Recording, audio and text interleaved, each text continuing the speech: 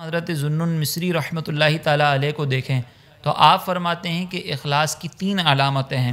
پہلی یہ ہے کہ استواء المدح والذم من العامتی، کہ عوام کی طرف سے مذمت اور تعریف یہ بالکل برابر ہو جائے، یعنی جب کوئی شخص آپ کی تعریف کرے تو آپ کے عمل کے اندر اضافہ نہ ہو، آپ کا عمل ویسے ہی چلتا رہے۔ اگر اضافہ ہو رہا ہے تو اس میں اللہ تبارک و تعالیٰ کی رضا پیش نظر ہونی چاہیے۔ اور اسی طریقے سے اگر آپ کوئی کام کر رہے ہیں اور وہ نیک کام ہے اور اس پر کوئی مذمت کرتا ہے تو اس مذمت کی وجہ سے عمل کے اندر کوئی کوتاہی یا کوئی کمی نہیں ہونی چاہیے، بلکہ اگر کوئی کمی ہو رہی ہے تو یقیناً اس کے پیچھے تعلیمات شرع ہوں گی، یقیناً اس کے پیچھے کوئی حکمت ہوگی۔ تو یہ خالص علامت ہے اس بات کی کہ ہمارے عمل کے اندر اخلاص موجود ہے۔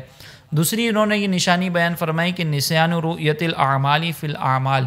کہ جب مختلف اعمال دیکھیں تو اس میں اپنے عمل کو بھول جائے کہ میں نے جو عمل کیا تھا وہ بھی کوئی نیک اعمال کے اندر شامل ہوتا ہے، اس چیز کو بالکل بھول جانا یہ بھی مخلص شخص کی علامت ہے۔ اور تیسرا کہتے ہیں کہ نسیان اقتداء ثواب الاعمال فی الاخرہ، اور آخرت میں اپنے اعمال کے ثواب پر، اپنے اعمال پر جو مترتب ہونے والا ثواب ہے اس کو بھی بھول جائے، اس کا بھی تقاضا نہ کرے کہ اللہ تبارک و تعالیٰ کی رضا اصل میں مقصود ہے، اب چاہے اس کے نتیجے میں کوئی اجر ملتا ہے یا نہیں ملتا، فقط اللہ کی رضا پیش نظر ہونی چاہیے۔ یہ مخلص شخص کی علامت ہے۔